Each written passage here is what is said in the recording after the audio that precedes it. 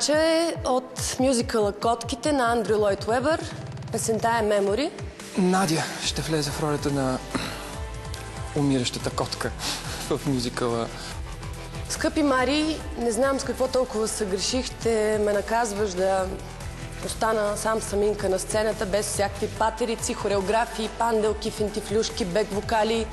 За Надя всъщност нямам опасение.